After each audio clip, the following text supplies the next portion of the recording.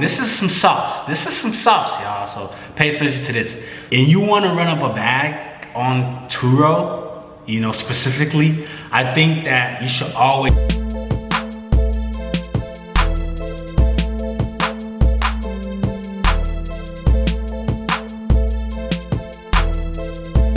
What's up, y'all? It's your boy Certified Balanced, and welcome back to my channel. If this is your first time ever watching my channel, make sure you hit that subscribe button right now. So y'all, it recently dawned upon me that we've been talking about a lot of the Turo earnings and how much we make, but not necessarily what it took to get there. So on today's video, we're going to be discussing the top few mistakes that I think you should avoid before starting your Turo business. So let's get it. Right here on my phone, I wrote down a few things. Here's a list, I don't know if you can see it, but I wrote down a few things that I think that are very important to anybody who is thinking or planning on starting their Turo business. I'm gonna try to make this brief but very straightforward. We're not cutting corners here, and we're giving you the real spill. So let's go ahead and dive right into it. First on the list I have, never buy an expensive car with a high car payment. So you can buy an expensive car. Let me rephrase that. So never have a high car loan, I should say. Because let's say you bought the car for $20,000 and your monthly payment on the car is $1,000, for example. Let's say you didn't put down a high down payment and your monthly bill or your monthly car loan is $1,000 or more. I feel like if you're just starting on Turo, you want to see the benefits on Turo to be able to keep going in a way. So you don't want to just make money to spend money. So if you're just starting on Turo, you're probably getting booked a couple days, a month, and you have a high car payment, you're pretty much booking just to pay off your car loan, which is some people's goal. So if that's your goal, then that's fine. But if you're doing it from a business standpoint where you're actually trying to profit, then that, for a start, that may not be the best option. Later down the line, when you start understanding how to earn and the 1 hour trip advance notice and 2 hour trip advance notice, then you can start doing that. But most people that start Turo, they're looking for a 24 to 48 hours at least advance notice, and you just don't understand the sauce yet at that time. So I would kind of shy away from having a high car payment if you're trying to profit. Second on the list, I'll say is always have insurance, especially if you're just now starting on the business. You want to make sure that you always have insurance, like with Turo. So Turo gives you the option to have get 60% of your earnings to 90%. So on Turo, with the Turo fees, after getting booked, let's say you get booked for a day at $100 and you're on the 75% plan. The 75% plan means you get 75% of your earnings, and the other 25% goes towards a certain kind of insurance plan. Now, obviously, the more money that Turo takes out, the higher insurance plan, if that makes sense. So, you get a scratch, you get a damage, and the guest is unresponsive, and you don't have insurance, then you're left to pay and fix your own car. So meaning all the profit that you've possibly been making, or the earnings that you've been making, are then now going to be used to cover the damage of your vehicle. Third on the list is, if you are just now getting started on the Turo platform, you want to get booked. I don't think that, well, with any business, I don't think that you should be like, I don't want to say money hungry, but you don't want to just be like, oh, I just want money, money, money, money. You should look at it from a business standpoint, like, hey, the business is just getting started. So how can I be top? How can I be number one? How can I be an all-star host?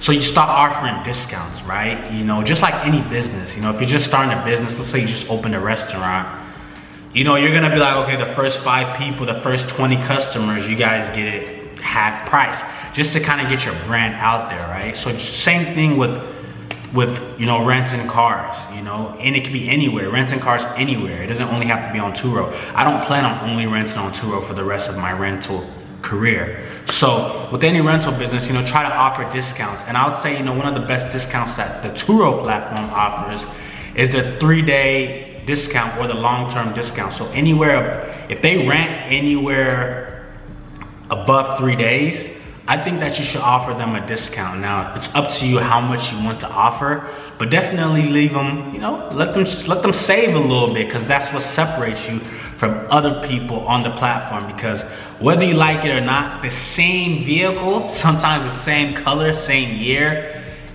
somebody else has it on the Turo platform that's offering discounts and offering extras and other ways for themselves to get booked. And you want to do the same as well. Now, this is for people with more than one car typically. If you have 2 cars, if you're somebody that has more than 1 car and you have 2 cars, then I think it's very important that you have the option for a co-host. So that way you don't have to you can pretty much be in 2 places at one time. So when you have a co-host, somebody you trust, somebody you rely on can go deliver a car for you. So let's say you have to deliver a car, 2 cars at 1 p.m. or between the times of 1 and 2. It's almost hard for you to make both appointments. And I think customer service is very, very important. So being prompt and being on time is like exclusive in a competitive game like this. So you should always have the option for a co-host, right? So if there's somebody else that's you can rely on, let them help you deliver that vehicle as well. So that way you can fully give each customer what they deserve, an experience that they deserve. Now 5, this one is for especially people in bigger states, bigger cities.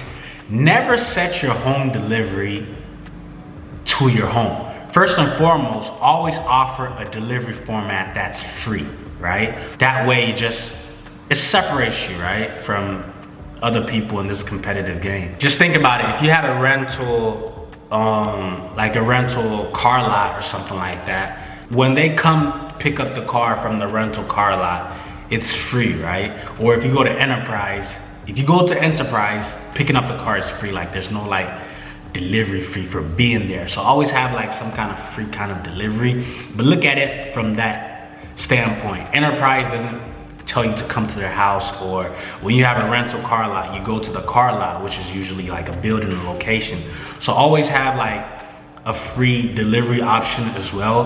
But Turo will call it like your home delivery, but make sure it's not at your home, right? So make sure that it is somewhere that is, maybe in the open, not so secretive. So just for like, cause you're meeting a stranger at the end of the day, right? When they book, you're meeting a stranger. So make sure that, it's not at your home, just for like safety purposes. Because at the end of the day, it's always just business.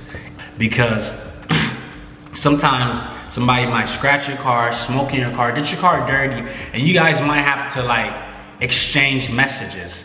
And they might not be too happy with the situation they left your vehicle in and the resolve format that you're trying to go with. So if they already know where you live, especially in a big city or a dangerous city where there's high crime rate, that necessarily isn't so great for you. So now you're putting your business and you personally in jeopardy. I only wanted to speak about 5, but I'm gonna leave one bonus one, right? I'm gonna leave one bonus one just because I don't wanna talk your heads off, and I want to give you guys enough information to retain. And if you want to watch the video again, cool, but I don't want to bombard you with so much information, because there's so much information that you learn and that I've learned over the course of time. But these are just a few that I feel like are very important to somebody who's recently starting, because I feel like a lot of people watching this may not necessarily have started on their Turo business, or they have started but in the early stages. So I don't want to like bombard you with so much info, but we're gonna speak about one last one before we wrap the video up. If you have the time, let's say you work from home when you're just now getting started, or if you have the time and the means, somebody to assist you, and you want to run up a bag on Turo, specifically, I think that you should always set your advance notice time for a shorter time. When first starting, you could set it for 24 hours, 48 hours if you don't have the time.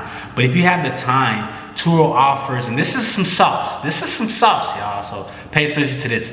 Turo offers a format to where you can set your advance notice, as soon as an hour. So if your car is always clean, take good care of your car, always take it to car washes and stuff like that. You can set your advance notice time for an hour, 2 hours, 3 hours. I would say anywhere from, for home delivery, 2 hours, maybe like an airport delivery or custom location, 3 hours.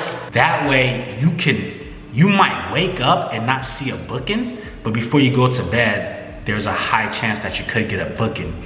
A lot of people operate like that, right? A lot of people, they drop their car off at the mechanic shop and they're like, you know what, I need an extra car and I want to go for something nice. I want to go on Turo.